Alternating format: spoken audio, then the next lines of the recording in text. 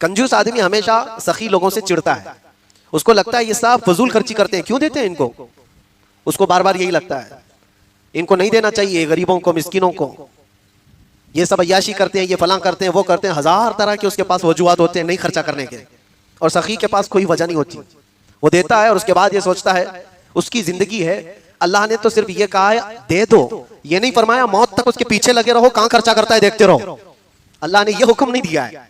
बनी इस्राइल की वो लड़की खैरात कर देती थी। एक बार ऐसा हुआ कि उसका बाप माल को बहुत महफूज जगह पर जमा करके रखता था, एक दिन वो अपने माल को महफूज जगह बंद करना भूल गया और घर में सखी बैठी हुई थी, इत्तेफाक से उस दिन कोई फकीर आया, वो जमा किया हुआ जितना था उठा करके उसने दे दिया, बाप की तो मौत के बराबर था, वो आया और आ करके उसने तेज एक तलवार लेकर उसका हाथ ही काट दिया, अपनी बेटी का हाथ काट दिया।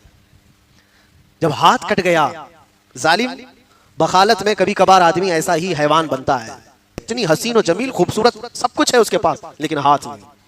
इत्तेफाक ऐसा था कि एक बहुत बड़ा शहजादा था, उसको ये पसंद आ गई, बड़ा मालदार भी था, और उसने कहा कि मैं इस खातून से शादी करूंगा।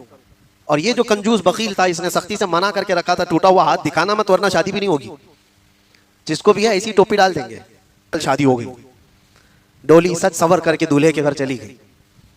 जब वो दुल्हन अपने दूल्हे के घर आई तो अब बात ये थी कि रात को जब दस्तरखान बिछा दिया गया खाने के लिए, पहला दस्तरखान, चलो शुरू करो खाओ। तीसरी बार उसने कहा किस चीज का इंतजार है, खाओ, दूसरे सब खा रहे हैं। उसके आंसू निकल आए कि उसके अंदर एक ऐब है, कटा हुआ हाथ है। अब किसी न किसी तरह से अब ये अपने नए दूल्हे को बता ही दूं कि मेरा हाथ कटा हुआ है। वो जवान दुशीजा रोने को थी, गैब से निदा आती है, ऐ खातून अपना हाथ निकाल, उस हाथ को रब ताला कभी शर्मिंदा होने नहीं देता जो रब के रास्ते में उठा हुआ हो। उसने दुपट्टे से हाथ निकाला तो उसका हाथ सही सलामत मौजूद था, हाथ सलामत मौजूद था। और रब तबारक व तआला शर्मिंदा होने नहीं देता उस हाथ को जो बारगाह रब्बुल इज्जत में खर्चा किया हुआ। जब वो मौला दुनिया में जलील होने से बचा लेता है तो फिर आखिरत तो आखिरत है।